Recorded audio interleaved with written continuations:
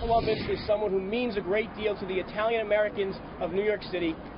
We are concerned about preserving his legacy. We acknowledge the faults that he may have had, but we are asking the public to judge him through the lens of the era in which he lived. We're asking the mayor and city council speaker to judge the legacy he leaves for Italian Americans in New York City, and we're asking both of them to remove Christopher Columbus from consideration for this list. All right, that was New York City Councilman, I guess, frequently on the show, and again today, Joe Borelli, there with Joe Piscopo, among others, fighting to keep a Christopher Columbus statue there to New York City Minority Whip Joe Borelli and former Obama campaign staffer Andrew Feldman. Gentlemen, welcome to both of you. Yep. You were there arguing not just as an Italian-American, but you were essentially saying this is going too far. Yeah. Right? Look, I was there as a New Yorker, and I think we should put this in context. There was a rally that I hosted with our friend Joe Piscopo yesterday about Christopher Columbus. He has very deep roots in the New York community. There was another rally just down the block by some Democratic Dominican colleagues who were protesting the removal of Juan Pablo Duarte, who is one of the founding fathers of the Dominican Republic. DeBlasio and others are forcing modern-day people to re-engage in 400, 200, 300-year-old battles, and it's making us become more tribal than we've ever been before. I think we have to acknowledge where this started from.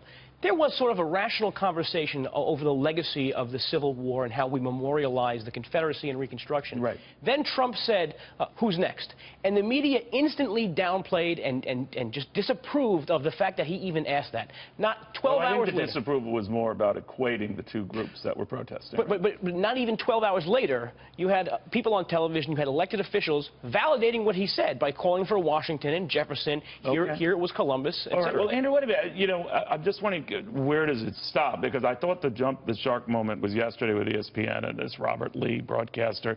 It's gotten a little ridiculous, hasn't it? Look, I think Christopher Columbus is probably crossing the line here, right? I think we should be focused on the Confederacy, Robert E. Lee. I think that is a focus here. Because remember, Robert E. Lee didn't even want statues of himself or the Civil War to be memorialized. He said we need, shortly... So why now? Do you agree with or just eradicate his memory, statues, universities named after him, and Jefferson Day and all of that?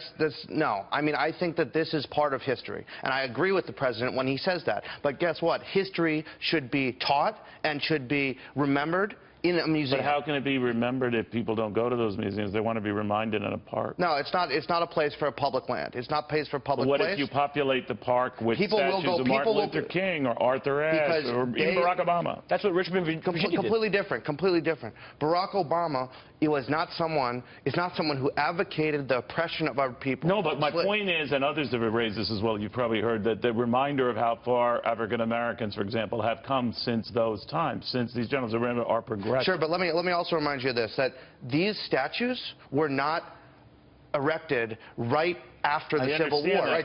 Why is it an issue now, is what I'm saying? Because tensions in our country have reached a point where our president... So you could have removed them in the late 50s or 60s. And they have been...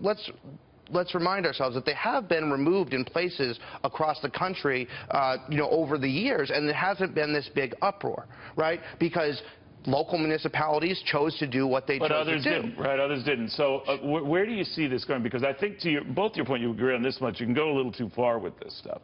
But when I've had African-American guests on, they always say, well, isn't the bigger issue how we're treating people today, and isn't the educational value in seeing how far we've come from that point?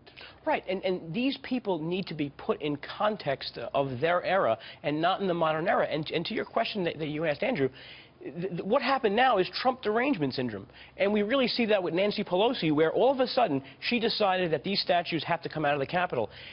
A story just broke today that it was her father who dedicated these Confederate monuments in Baltimore.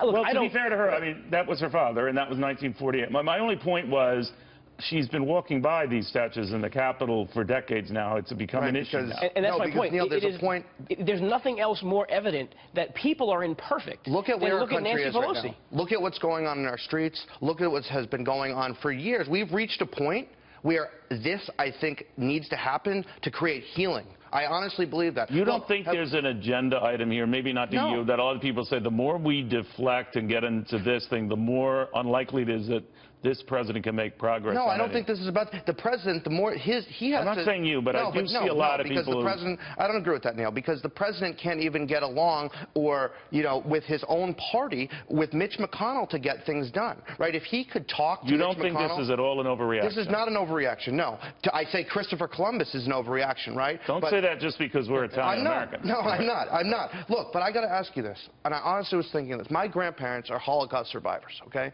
My grandparents came over here, welcomed into this country after surviving Nazi Germany. And now we're having this debate about what kind of America do we want? What do we want our values to be? Do you think the president's anti-Semitic when he has so many prominent Jewish financiers in his administration and at Trump Tower? I have been very concerned about the president's reaction. But if he were a bigot in that regard, then he wouldn't have any single Jew in his cabinet in his business dealings, right?